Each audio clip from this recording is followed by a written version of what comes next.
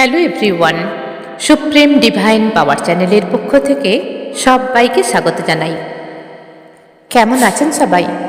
ভালো আছেন তো? আমি খুব ভালো আছি, দারুণ আছি। আমি এনার্জি সায়েন্সের টিচার এবং spiritual trainer supreme energy Sujata Adhikari. আজকে একটি টপিক নিয়ে আলোচনা করব, যেটা হলো হয়তো আপনাদের মনে অনেকেরই এই কোশ্চেন থাকে, সেখান থেকেই আমার এই ভিডিও।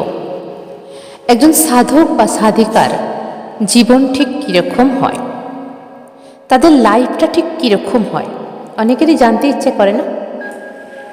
আজকে সেই জায়গা থেকে আমি এই ভিডিওটা বানাচ্ছি।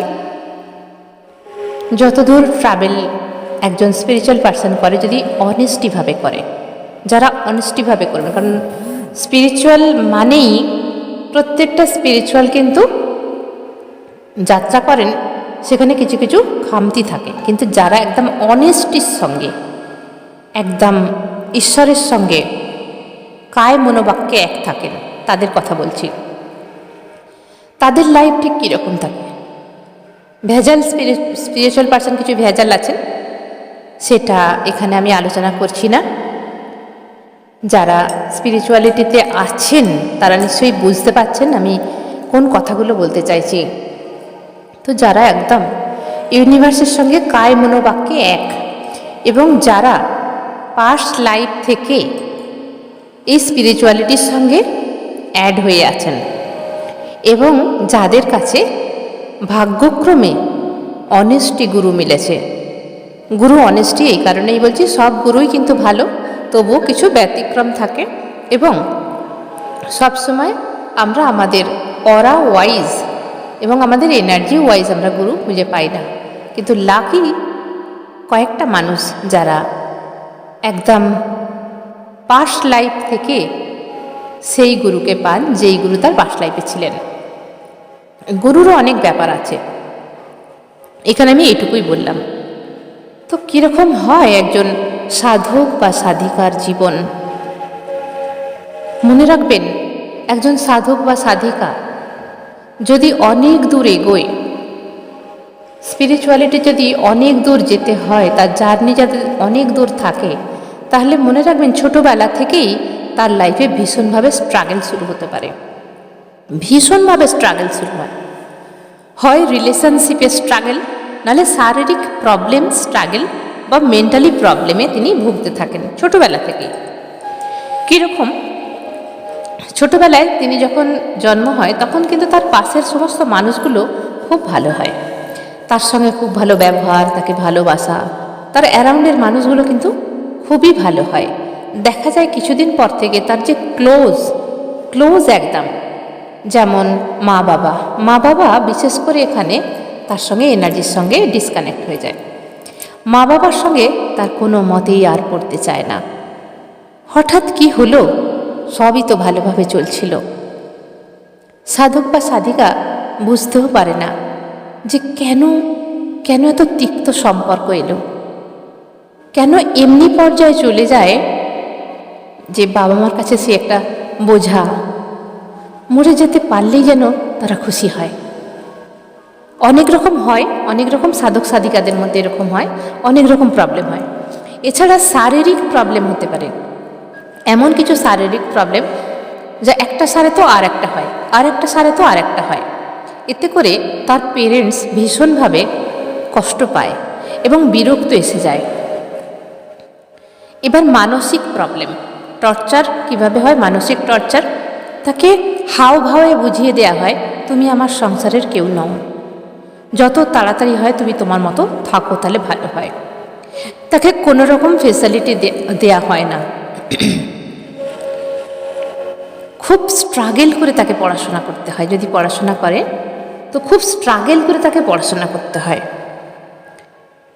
যখন থেকে সে নিজেকে চিনতে পারে, টিনেজ বয়স এসে যায়, তখন তাকে একা করে দেয়া হয়।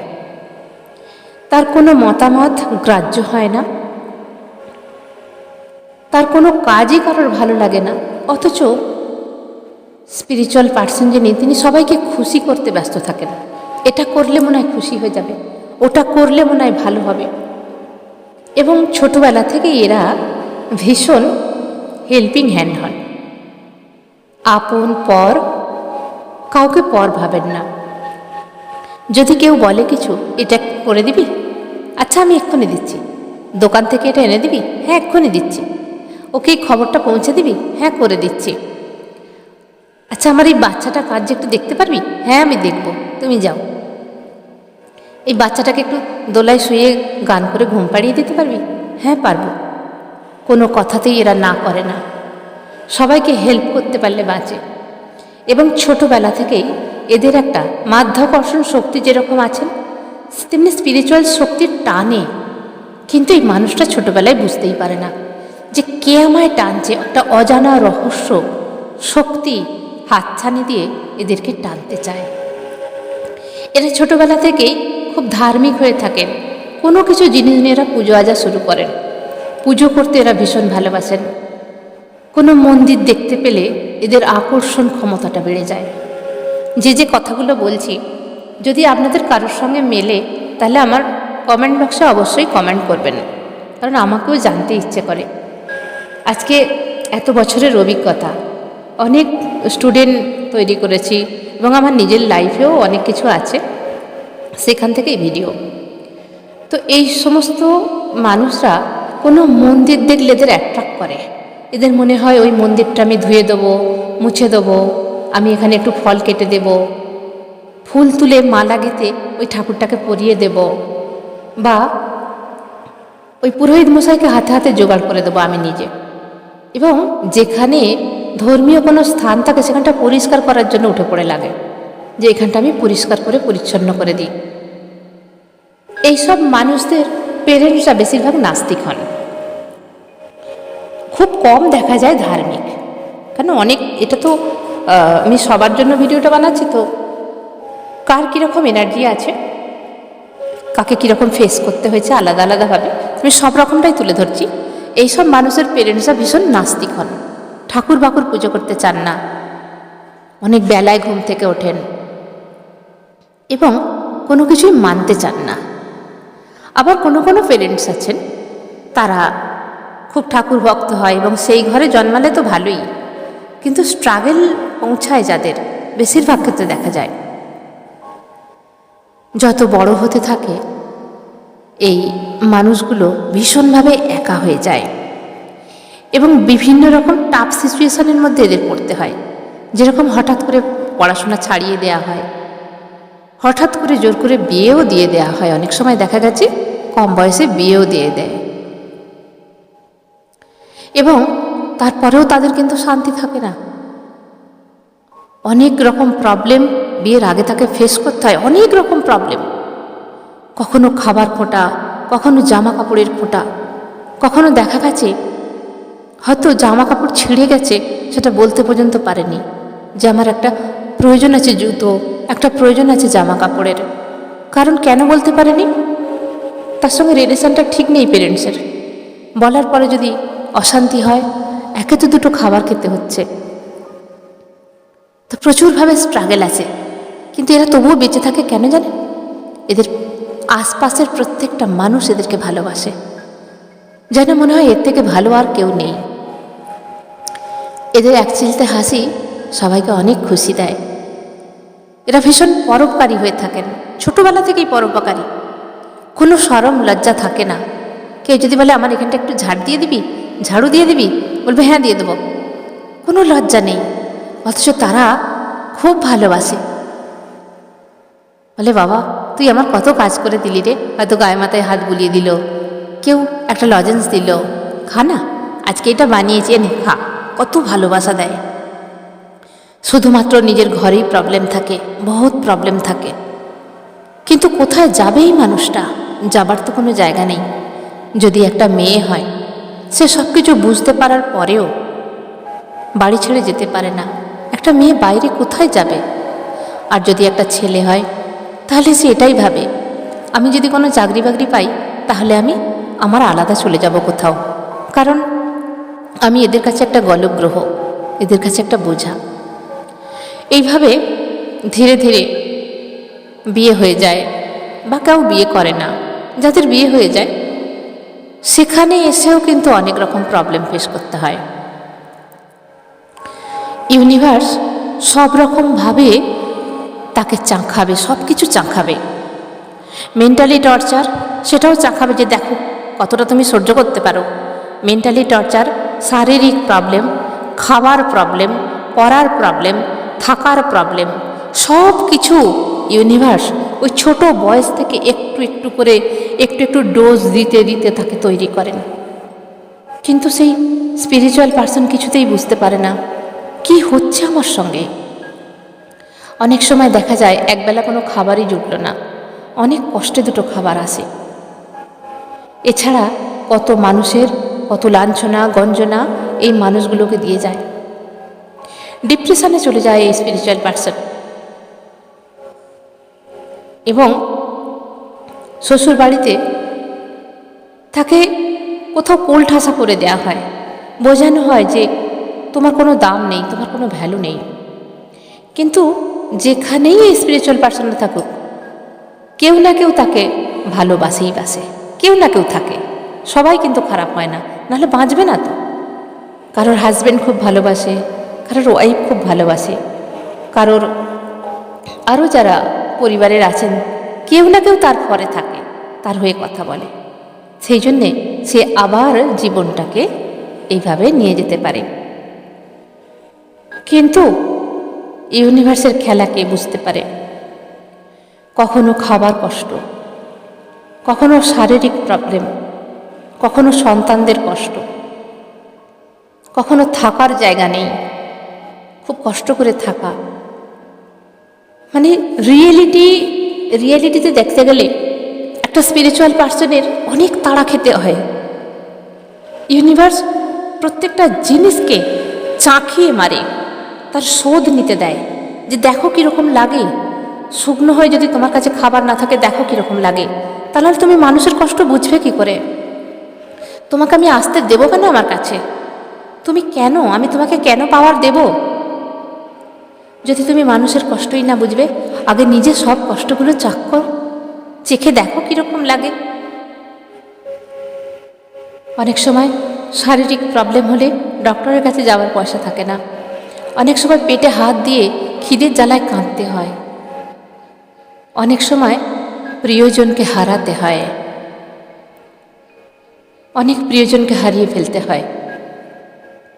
অনেক সময় এরকমই সিচুয়েশান থাকে, প্রিয় মানুষটির এমন অসুখ করে বাঁচবার আশা থাকে না, কিন্তু ইউনিভার্সের খেলা এমন, আবার সে বেঁচে ওঠে, কারণ তার কোথাও না কোথাও ভরসা থাকে ইউনিভার্সের ওপর।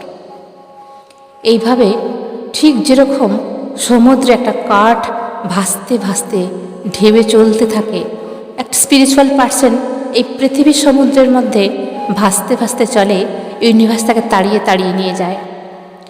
এমন সিচুয়েশান আসে, এমন একটা সিচুয়েশান আসে যেখানে সুইসাইড করতে বাধ্য হয়, সেই জায়গায় সেই মুখোমুখিতে নিয়ে যায় ইউনিভার্স।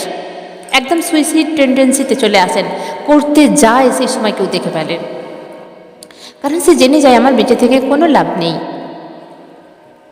আমি কাউকে খুশি করতে পারি না, শুধু প্রবলেম করি। আমার দিক থেকে আমি পুরো এফোর্ট লাগাই, তবু কেউ কেন খুশি হতে পারে না, কিছুই বুঝতে পারে না, ডিপ্রেশনে চলে যায়। সেই সময় এরা প্রচুর ঝগড়া করে, নাহলে বাঁচতে পারবে না, বারবার ব্লেম, এ ব্লেম করে ও ব্লেম করে। সেই জন্যে এই সময় স্পিরিচুয়াল পার্সন ভীষণ ঝগড়া করে সবার সঙ্গে, যে কেন তোমরা আমার সঙ্গে এরকম করছো, আমার কোথায় দোষ আছে দেখাও। ধীরে ধীরে এই এনার্জি যখন আর নিতে পারে না, তখন সুইসাইডের টেন্ডেন্সি আসে। এবং সেই স্পিরিচুয়াল পার্সন যখন ভাবতে থাকে যে আমার সঙ্গে এই যে জিনিসগুলো হচ্ছে, আমার বাঁচার কোনো আশা নেই, আমি কোথাও একটা দরজা দেখতে পাচ্ছি না যেখান দিয়ে আশার আলো আমি দেখতে পাবো, কিছুই নেই আমার লাইফে, পড়াশোনা শেষ, বিয়ে হয়ে গেছে, বাচ্চা কাচ্চা হয়ে গেছে, আজকে এত প্রবলেম আমার জীবনে, আমার বেঁচে না থাকাটাই ভালো। সেই জন্যে বারবার এরা সুইসাইডের টেন্ডেন্সি করেন, নালে ঘর ছেড়ে চলে তো যেতে পারে না, ক্যারেক্টারে কালি লাগবে। মন থেকে কোথাও যেন ভগবানকে এরা শুধু ডাকতে থাকে। তখন কিন্তু অত বোঝে না যে ইউনিভার্স কী, ভগবান কী, অত বোঝে না। শুধু ঠাকুরের কাছে এরা কাঁদে, আমাকে একটা রাস্তা দেখাও, পথ দেখাও, নাহলে আমাকে তুলে নাও। কিন্তু ইউনিভার্স কখনোই এদেরকে মরতে দেয় না। একটু একটু করে এক বুঁদ পানি দিয়ে এদেরকে রেখে দেয় বাঁচিয়ে। ওই যে বললাম, সব কিছু চাকিয়ে দেখে, এক একটা পজিশানে এমনভাবে ফেলে দেয় যে দেখো এই জায়গাটাকে, দেখো কীরকম এই শোধ, কীরকম চাকচিখে দেখো কীরকম কষ্ট, কীরকম প্রবলেম। তুমি নাহলে অন্য মানুষের প্রবলেম বুঝবে কেমন করে? তুমি কেমনভাবে হিলার হবে? তুমি স্পিরিচুয়ালিটির তোমাকে যে পজিশান দেওয়া হবে, তুমি কেমনভাবে কোনো মানুষ যখন কষ্টে থাকবে তাদের জন্য কিভাবে তুমি প্রে করবে, তোমার হৃদয়ে সেটা থাকা দরকার। এইভাবেই স্পিরিচুয়াল পার্সনের জীবন যায়। তারপর শুরু হয় তার জীবনে ছোটোখাটো কিছু শেখা, যে দেখি তো এটা শিখে। কারোর অ্যাড্রেসে কোনো বন্ধু হয়তো বললো যে এটা এই কোর্সটা করো না, করলে তোমার খুব ভালো হবে, বা এই পুজো পাঠটা করো, বা এই ব্রতটা করো। এইভাবে ধীরে ধীরে এন্টার করে এনার্জি ওয়ার্ল্ডে। শুরু করে পুজো পাঠ দিয়ে, কখনো শিবের ব্রত, কখনো 16 সোমবার, কখনো শনি দেবতার বড় বাবার যে উপোসগুলো হয় সেগুলো, কখনো প্রত্যেকটা শনিবারে উপোস, কখনো শ্রাবণ মাসের উপোস, কখনো কেউ দুর্গাপূজা করেন, কখনো কেউ নারায়ণজিকে ডাকেন। এইভাবে ধীরে ধীরে ঈশ্বরের প্রতি তার কানেক্ট হতে থাকে এবং তার কাছে আশ্রয় চায় এবং তার থেকে উপায় চায়। ধীরে ধীরে তার জীবনে গুরু আসার শুরু করে। যখনই গুরু আসে সে তখনই সেই গুরুকে আঁকড়ে ধরে যে আমাকে এই জিনিসটা সুন্দরভাবে শিখিয়ে দিলে আমি সুন্দরভাবে করব। এবং মন প্রাণ কায় মনোবাক্যে এক হয়ে সেই যে গুরু যেভাবেই দিয়ে থাকুক তিনি সেটাকে সুন্দরভাবে পালন করেন নিষ্ঠার সঙ্গে, ভক্তির সঙ্গে। সেখান থেকে শুরু হয় তার লাইফ ধীরে ধীরে চেঞ্জ। এরপরে সুন্দরভাবে কিছু ফ্রি ফ্লোভাবে তার জীবন চলতে থাকে। সে বুঝতে পারে তার কাছে এমন কিছু এনার্জি এসেছে যা সে আনন্দ অনুভব করে, শরীরে এনার্জি ফিল করে, এনার্জি ফিট করতে থাকে ধীরে ধীরে ইউনিভার্সের থেকে।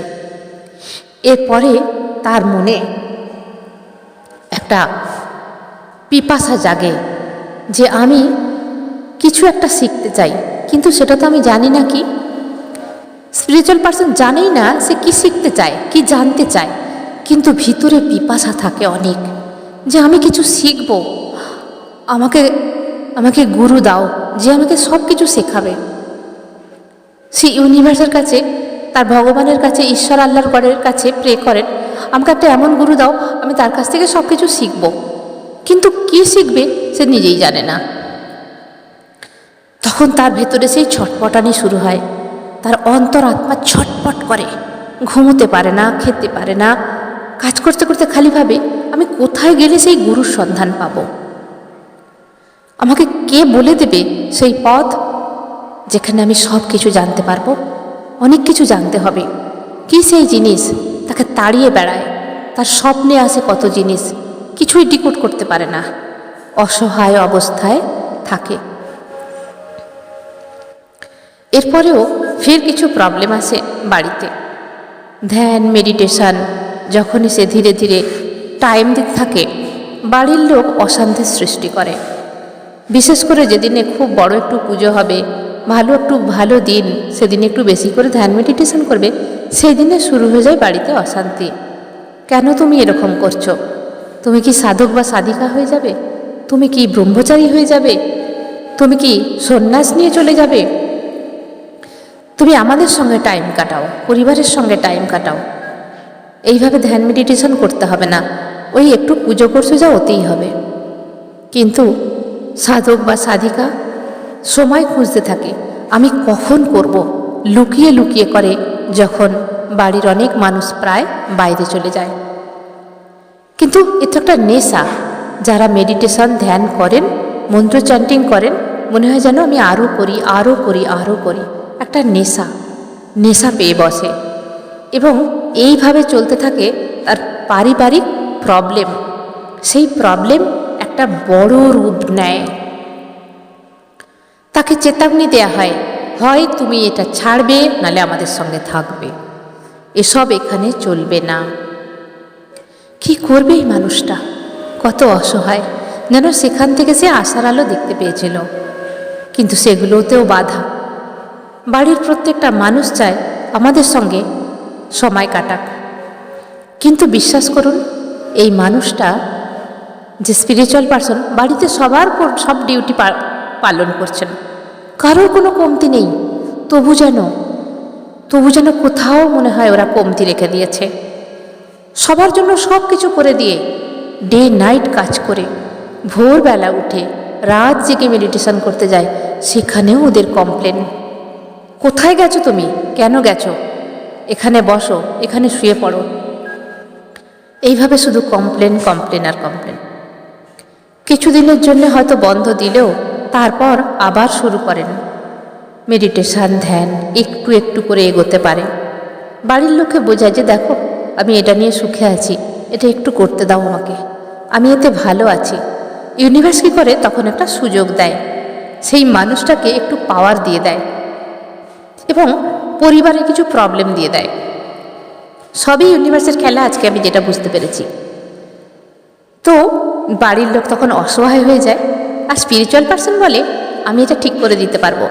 হয়তো কেউ পেটের যন্ত্রণায় ছটপট করছে, হয়তো কেউ পায়ের যন্ত্রণায় ছটপট করছে, হয়তো মাথার যন্ত্রণায় ছটপট করছে, হয়তো অ্যাসিডিটি হয়ে গেছে। তখন এই যে স্পিরিচুয়াল পারসন হিলিং করে বা ওয়াটার চার্জ করে তাকে ভালো করে দেয়। তখন এদের বিশ্বাস আসে, আরে সত্যি তো ম্যাজিক, কি করে হলো, তুমি এটা করতে পারলে। তখন এই স্পিরিচুয়াল পারসনের মনে খুব খুশি হয়, বললো হ্যাঁ আমি এটা শিখেছি, এইভাবে করা যায়, আমি যদি আরও সময় পাই আমি আরও কিছু করতে পারবো। তখন বাড়ির লোক খানিক চুপ হয়ে যায়। তখন অনেক মানুষ বলে আমার এটা হিলিং করে দিও তো, ও বলে আমার এটা হিলিং করে দিও তো। তো এই মানুষটা করে খুশি হয়, কারণ ভালো করতে পারলে এদের খুব খুশি লাগে যে আমি শিখেছি, আচ্ছা চলো আমায় করে দিচ্ছি। এইভাবে চলতে থাকে এদের জীবন। এইভাবে বেশ কিছুদিন চলতে থাকে। আরও কিছু শেখার আগ্রহ, পয়সা কোথায় পাবে? সবার কাছে তো, যদি বাড়ির ফিমেল পার্সন হয় তাদের কাছে তো সবসময় টাকা থাকে না, তো টাকার প্রবলেম এসে যায়। কিছু কিছু পয়সা জমিয়ে ধীরে ধীরে এরা আবার কোনো গুরুর থেকে কোনো কিছু শিক্ষা নেয় এবং সেটাতে আবার কাজ করে, শুরু হয় তারপরে আবারও কোনো প্রবলেম। সমস্ত টাকাগুলো এইভাবে তুমি দিয়ে আসছো, কি হবে এগুলো? শুধুমাত্র পাগলাপনা, বাড়ির লোকের কথা। কিন্তু যে স্পিরিচুয়াল পারসন সে জানে যে এর মধ্যে কিছু না কিছু তো আছে, একদিন না একদিন আমি ফলাবই ফলাবো। কিন্তু কে টাকা ধার দেবে, কে শেখাবে? অনেক চিন্তা করে, ভগবানকে ডাকে, ভগবান আমি এটা শিখতে চাই, তুমি কিছু রাস্তা দেখাও। তো এইভাবে কিছু কিছু করে কোনো জায়গা থেকে ম্যানেজ করে সে আবার শিখতে থাকে। কোনো কিছুর ওপর মাস্টার ডিগ্রি করে এবং সেটার ওপর টিচিং করে কিছু পয়সা রোজগার করতে শুরু করে। সেখানেও প্রবলেম, কারণ আমি যেই সময়ের কথা বলছি তখন অনলাইন ছিল না, সব অফলাইন। ফোনে কথা হবে কিন্তু অফলাইনে সেখানে তাকে দীক্ষা দেয়া হয় বা অ্যাটেনমেন্ট করা হয়। তো তার জন্য তার সেন্টারে বা বাড়িতে আসতে হয়, সেখানেও প্রবলেম। বাড়ির লোক বলবে অনেক অজানা ব্যক্তির সঙ্গে ফোনে কার সঙ্গে কথা বলো, কেন কথা বলো? বাড়িতে এসেছে, তাকে এইভাবে শেখাবার কি প্রয়োজন আছে? এসব বন্ধ করো। হুটকো এইভাবে প্রবলেম আসতে শুরু করে সাধক বা সাধিকার জীবনে। তারপরে অশান্তি হয়, কিন্তু যা আর্নিং করে সেই আর্নিংয়ের উপর কারোর অ্যালার্জি থাকে না। সেই পয়সাগুলো কিন্তু সবাই অনায়াসে নিয়ে নিতে পারলে ভালোভাবেই বাঁচে।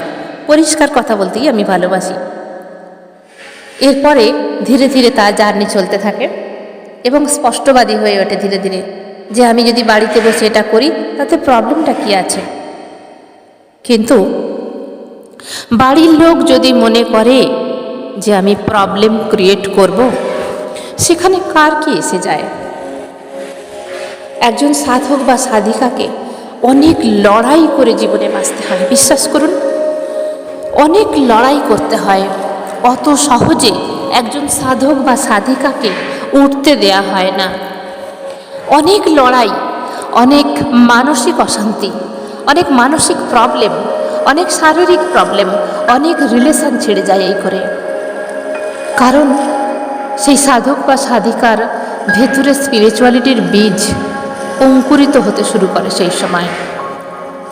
সাডেনলি তার লাইফে আসেন একজন ভালো গুরু, তার সোল কানেক্টেড গুরু, যা পাস্ট লাইফে তার সঙ্গে ছিলেন।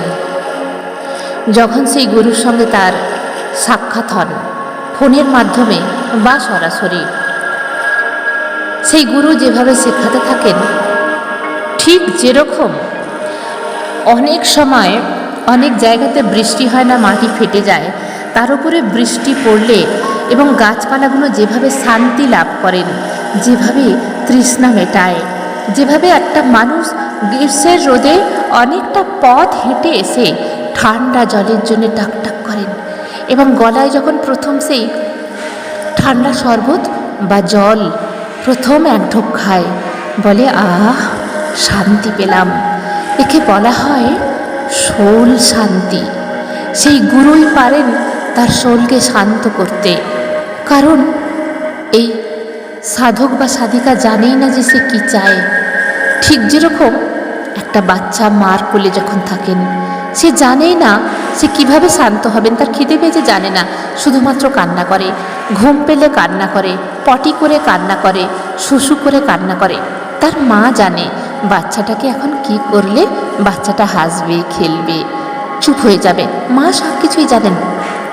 ঠিক তেমনিভাবে গুরুই সব কিছু জানেন যে আমি কি করলে এই সাধক বা সাধিকা শান্ত হবে, কি চাই। কারণ গুরু পাস্ট লাইফ থেকেই আছেন। অধরা কিছু টিচিং বাকি আছে, সেই গুরু খুঁজে নেয় তার স্টুডেন্টকে এবং ইউনিভার্সিতে সাহায্য করেন। বারবার বলে রাখছি, অনেস্ট সাধক সাধিকাদের জন্য এই ভিডিও। এরপর শুরু হয় সেই গুরু শিষ্যের আদান প্রদান। সব কিছু শিষ্য সব কিছু বলতে থাকে, তার লাইফ হিস্ট্রি, তার কি শিখতে ইচ্ছা করে, আরও কিছু জানতে ইচ্ছে করে। আর যখন সেই গুরু তাকে শেখায়, বিশ্বাস করুন, যেরকম মীরা আর কৃষ্ণ, ভগবান এবং তার সাধক বা সাধিকা, গুরু হয়ে যায় সেই ভগবানের মতো। তার সমস্ত কিছু, সব কথা সাধক বা সাধিকা সেই গুরুকে বলতে কোনো সংকোচ করে না, কোথাও কোনো সংকোচ থাকে না। যেন মনে হয় এই গুরুই আমার মা, আমার বাবা, আমার বন্ধু, আমার সখা, আমার প্রিয়জন। এর থেকে প্রিয়জন আর কেউ নেই। এমনকি আপনার হাজবেন্ড, আপনার ওয়াইফ, আপনার মা, বাবা, সন্তান, এরা সবাই ফিকে পড়ে যায়। কারণ সেই সময় সাধক বা সাধিকা জানতে পারে এ তো শুধু আমার বডি কানেক্টেড, হাজবেন্ড বা ওয়াইফ আমার বডি কানেক্টেড, সন্তানরা আমার বডি কানেক্টেড, কিন্তু সোল কানেক্টেড হলো আমার এই গুরু, যিনি ভগবান। ভগবানের মতো গুরু পাওয়াও ভাগ্যের দরকার। সেই গুরু ধীরে ধীরে সাধক বা সাধিকার ভেতরের সমস্ত কষ্ট, দুঃখ, যন্ত্রণা ধীরে ধীরে রিমুভ করে দেয় এবং তাকে এমন এমন কিছু টেকনিক শেখানো হয়, এমন কিছু ধ্যান মেডিটেশন করানো হয়। সাধক বা সাধিকা যত বয়সেই বড় হোক না কেন, কচি বাচ্চার মতো গুরুর কাছে হয়ে যান, যেন একটা সদ্য বাচ্চা। একদম তার ভিতরে কোনো রকম কোনো কলঙ্ক নেই, কোনো ব্লকেজেস নেই। বাইরের একটু নয়েজ আসছে, আমি আওয়াজ পাচ্ছি, তো আপনারা একটু মানিয়ে নেবেন। কারণ আমার অডিওটা প্রায় অনেকটাই হয়ে এলো, এখন আমি বন্ধ করতে পারবো না। তো এইভাবে চলতে থাকে গুরু শিষ্য পরম্পরায় সব কিছু আদান প্রদান। একদিন শিষ্য এমন হয়ে ওঠেন, তার কাছে এতটাই পাওয়ার আসে, গুরু তখন তাকে আশীর্বাদ করেন। গুরু আদেশ করেন, তুমি এই হিলিংটা করো। গুরু বলে দেন, আমি যে যে বলবো সেগুলোই শুধু পালন করো, এখন অন্য গুরুর কাছে যেও না, কারণ তোমার এনার্জি লক করা হয়নি। যেভাবে প্রসেসিং করা হচ্ছে এইভাবেই থাকো। এবং গুরু পরীক্ষা করেন গুরু অনেক সময় পরীক্ষা করেন, সব কিছুর পরীক্ষা নেন। গুরুর কাছেও পরীক্ষা দিতে হয় এবং তার সঙ্গে চলে ইউনিভার্সাল পরীক্ষা। এখানেও অনেক পরীক্ষা আসে যখন ধীরে ধীরে আপার লেভেলে আমরা উঠি। ঠিক যেরকম ছোটোবেলায় ক্লাসে উঠতাম না, হ্যাঁ, 6, 7, 7 থেকে 8, 8 থেকে 9, 9 থেকে 10, 10-এ যখন মাধ্যমিক এক্সাম হতো তখন একটা বিশাল বড় এক্সাম। সেরকম স্পিরিচুয়ালিটিতেও বড় বড় এক্সাম থাকে, সেখানেও এক্সাম দিতে হয়। এখানে আবার ইউনিভার্স এমন এমন পরীক্ষা নেয়, সমস্ত এনার্জি হ্যাক করে নেয়, মনে হয় যেন আমার কাছে কিছুই নেই। সেই সময় চলে যান গুরু, কিছু না বলে গুরু চলে যান কোথাও, কোনো কথা নেই, বার্তা নেই, গুরু চলে যান। গুরুকে ডেকে ডেকে আর পাওয়া যায় না। অনেক দিন পর আবার গুরু আসেন। গুরুর প্রতি রাগ, অভিমান, কোথায় ছিলেন, কেন চলে গিয়েছিলেন? গুরু বলে, তোমাকে দাঁড়াতে হবে, তোমাকে নিজের পায়ে দাঁড়াতে হবে। সবসময় আমি থাকলে তুমি দাঁড়াবে কেমন করে? একদম সাধক বা সাধিকা বলে, না, আপনাকে থাকতেই হবে। গুরু শুনতে চায় না, কারণ বাচ্চা যখন হাঁটা শেখে, চলা শেখে, তখন মা বাবা কী করে, একটু একটু করে ছেড়ে দেয়, তো ছেড়ে দিয়ে সরে যায়। আর বাচ্চা কী করে, মায়ের আঙুলটা চেপে ধরে থাকে, আমি ছাড়বো না। মা বুঝতে পারে যদি আঙুল না ছাড়ি তাহলে বাচ্চা হাঁটতেই পারবে না। সেই জন্যে মা বাবা ঠিক যেমনি সরে যায় তেমনি কান্না শুরু হয়, তেমনি কান্না শুরু হয়, উঠবেই না কিছুতে, বসে থাকবে, হাঁটবেই না। ধীরে ধীরে ধীরে ধীরে আবার এক পা করে হাঁটাটা শিখে যায়। গুরু সেরকম চায়। গুরু বলেন, আমি যখন থাকবো না তখন তুমি কি করবে, তোমাকে শিখতে হবে। এইভাবে ধীরে ধীরে এনার্জি যখন অনেক হয় তখন এই পার্সন সংসার থেকে ধীরে ধীরে আলাদা হয়ে যায়। কেন জানেন? কারণ ইউনিভার্স এতটাই এনার্জি দিয়ে দেন, ওরা বুঝতে পেরে যায়। এই স্পিরিচুয়াল পার্সন বাড়ির লোকের কাছে বসতে চায় না। কারণ কেন জানেন?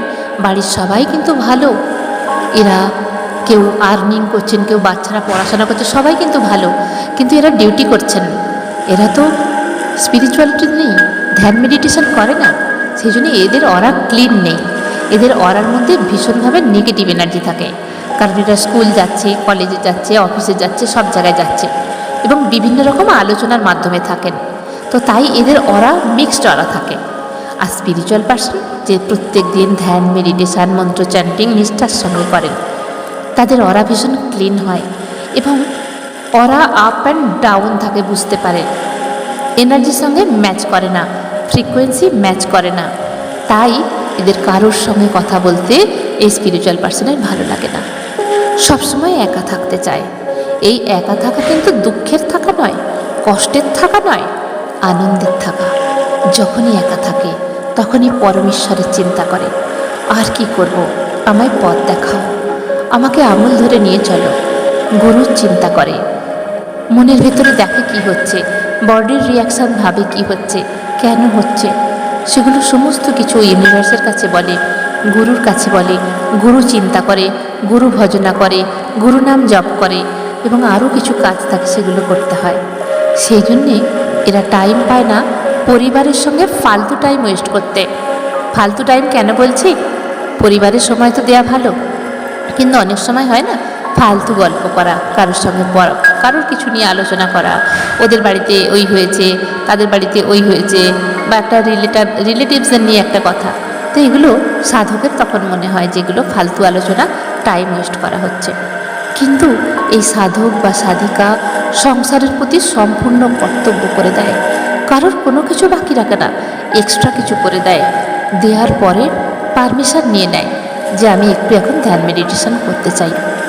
অনেক কষ্টে পারমিশন মেলে, তারপর গিয়ে সেই ধ্যান মেডিটেশন যখন ডিপার লেভেলে চলে যায়, এই মানুষটা সেই পরিবারের সঙ্গে একদম মিশতে চায় না, ভিড়ে যেতে চায় না, কত অনুষ্ঠানে যেতেই চায় না, কারোর সঙ্গে বেশি কথা বলতে চায় না, কোথায় যেন একা হয়ে যায়। সব থেকে বড় মজার কথা, এদের খালি খালি খিদে পায়, একটা সময় থাকে খালি খালি কিছু খেতে ইচ্ছা করে। ইউনিভার্স এটাও চাখিয়ে দেখে। তো এটা কেন হয়? কারণ আমাদের শরীরের মধ্যে বডি, যে ফিজিক্যাল বডি আছে, সেই বডির মধ্যে যদি কোনো প্রবলেম থেকে থাকে, মাইন্ড কী করে ইনফরমেশান দেয় যে তোমার এই ভিটামিনটা কম আছে, তুমি এখন এটা খাও। তো ধ্যান মেডিটেশন যারা করেন তাদের এনার্জি অনেক অনেক অনেক প্রথমে ওয়েস্ট করতে হয়, তারপর গিয়ে গেন হয়। তো তখন কি হয়, চক্র ব্যালেন্সিং করতে গেলে অনেক এনার্জি ক্ষয় হয়ে যায়। তো সেই সময় বডি খুব কমজোরি ফিল করে আর বারবার খেতে মন চায়, এরকম হয়ে থাকে। কিন্তু একটা সময় আসে সাধকের আর খুব অল্প খাবারেই হয়ে যায়, আর অত খাই খাই থাকে না। কিন্তু এই সাধক বা সাধিকা ছোটোবেলা থেকে খুব কম খাবার খায়, পরিমাণে বেশি খায় না, কিন্তু বারেকে টুকটাক খাবারটা এরা বেশি খেতে ভালোবাসে। কীরকম?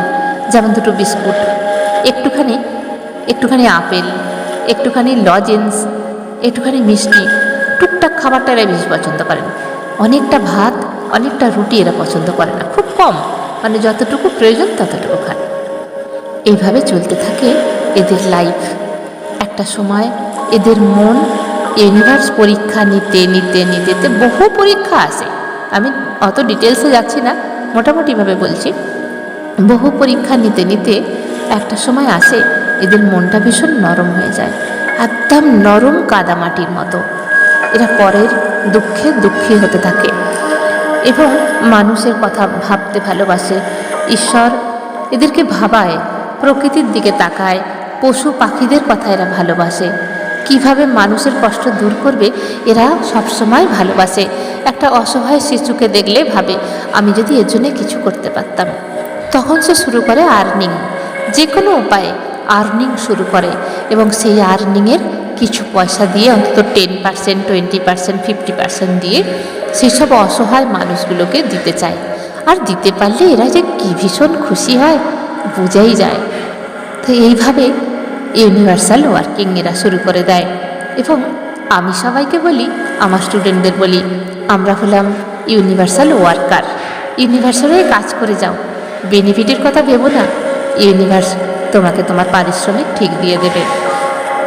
এইভাবে ধীরে ধীরে আমরা টিচিং করি, কিছু পয়সা আর্নিং করি, কিছু মানুষকে মদত করি। কিন্তু জানেন এই সাধক বা সাধিকার জীবন ঠিক কীরকম হয়? একটা সময় আসে এরা ভীষণভাবে একা হয়ে যায়। এদের কাছে সব কিছু থাকে, এদের কাছে টাকা পয়সা, গাড়ি বাড়ি, খাবার, ধন দৌলত, জামা কাপড় সব থাকে। এদেরকে আবার সবাই ভালোবাসতে শুরু করে। যারা যারা প্রথমে দেখতে পারতো না, যারা যারা খুব কষ্ট দিয়েছে, পেন দিয়েছে, তারা এদেরকে আবার ভালোবাসতে শুরু করে। এবং যারা এদের লাইফকে হার্ট করে চলে গিয়েছিল তারা আবার ফিরে আসে লাইফে। অর্থ, সব কিছু, মান সম্মান এরা সব ফিরে পায়। যেন পজিটিভলি চেঞ্জ ইউনিভার্স করে দেয় এদের লাইফে, সব কিছু অ্যাভেলেবেল করে দেয়। মান সম্মান, খুশির জোয়ার এনে দেয় এদের লাইফে। কিন্তু মজার কথা হলো কি, কিছুতেই এদের আর কিছু এসে যায় না। এদের লাইফটা এমন হয়ে যায়, বড্ড একা হয়ে যায়। এই মানুষগুলো সম্পূর্ণ একা, সব থেকেও যেন এরা একা।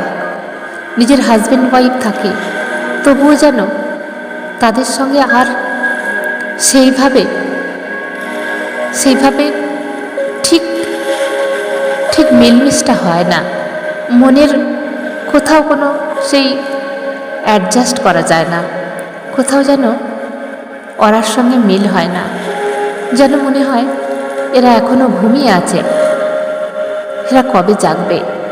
কারণ এরা তো স্পিরিচুয়ালিটিতে জ্ঞান গ্রহণ গুরুর থেকে করেনি, তাই অনেক কিছু জানে না। এরা শুধু বাস্তবটা নিয়েই আছে। তো এরা আছে বলে আমরা আছি, এদেরকে ধন্যবাদ জানানো উচিত। কারণ ওরা রোজগার করছে, সংসার চালাচ্ছে, ওনারা ওনাদের মতন আছেন, ওনাদের কোনো দোষ নেই। কিন্তু প্রবলেম হয় স্পিরিচুয়াল পার্সনের।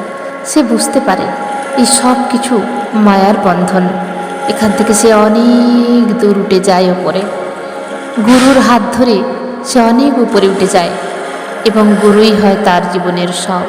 মা বাবা, বন্ধু সখা, সব কিছু সেই উপরের দিকেই তাকিয়ে থাকে, ঊর্ধ্বগতি প্রাপ্ত করে।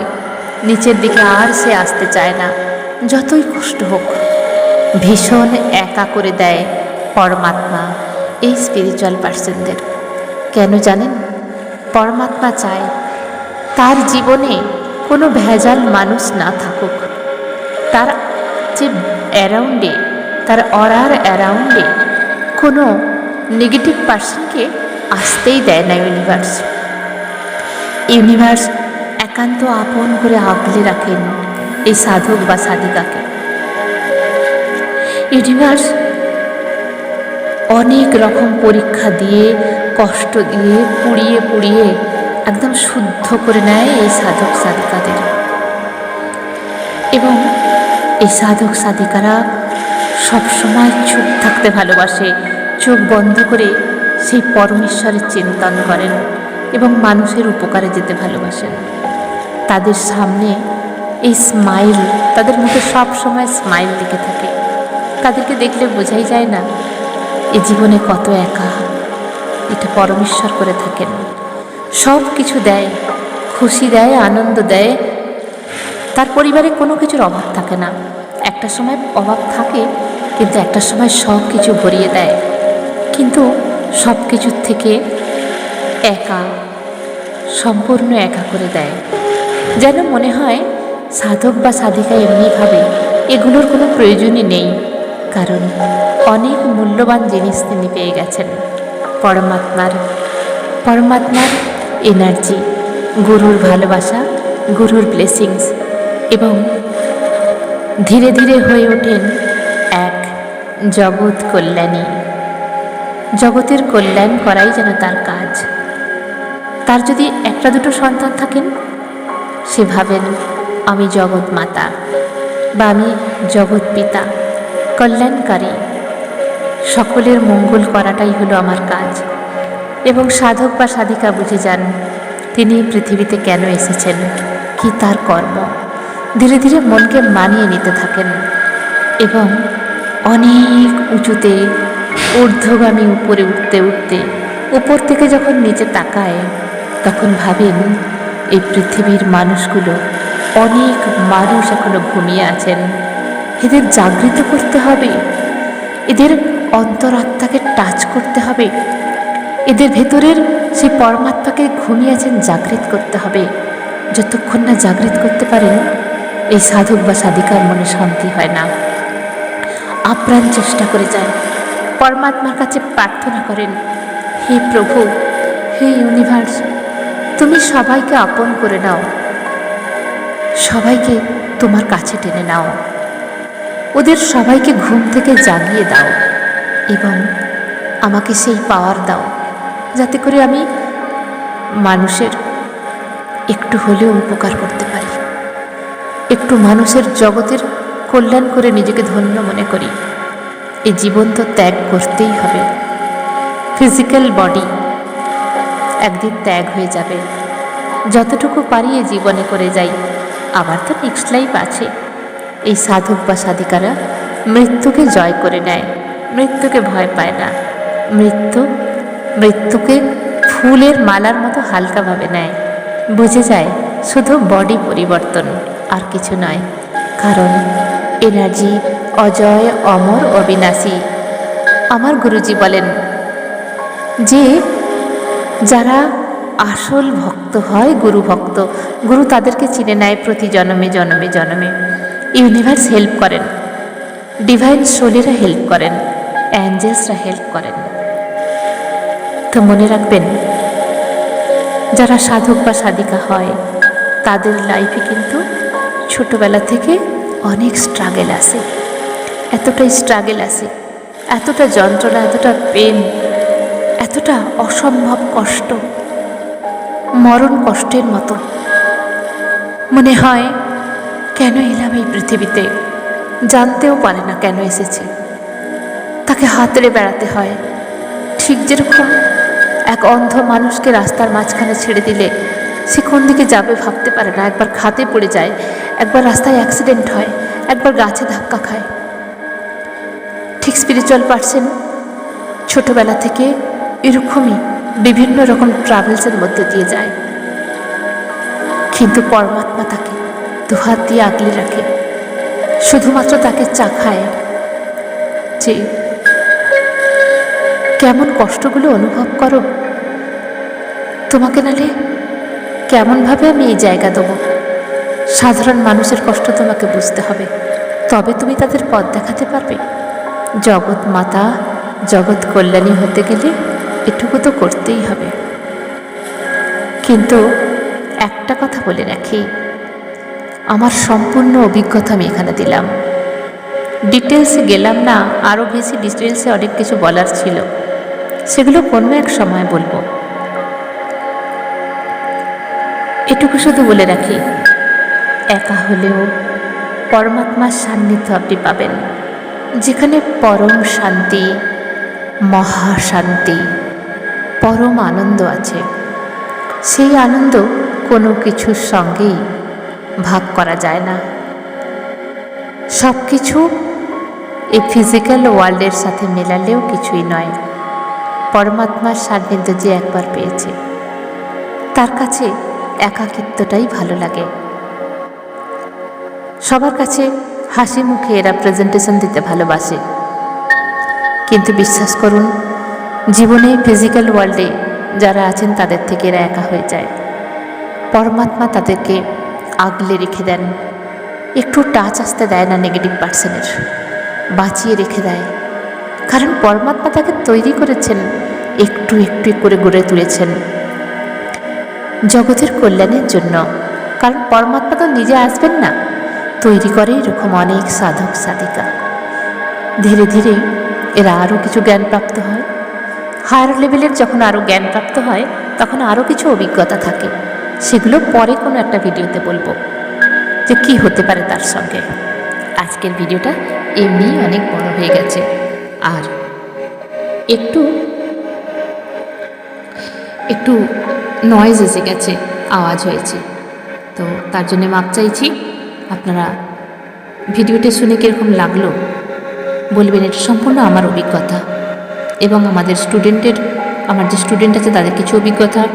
যতদিন আমি স্পিরিচুয়াল জার্নিতে এসেছি, আমার নিজস্ব অভিজ্ঞতা কথা জানালাম। সবাই ভালো থাকবেন, দারুণ থাকবেন, আনন্দে থাকবেন। ধন্যবাদ। God bless you always. God bless you. God bless you my child. God bless you.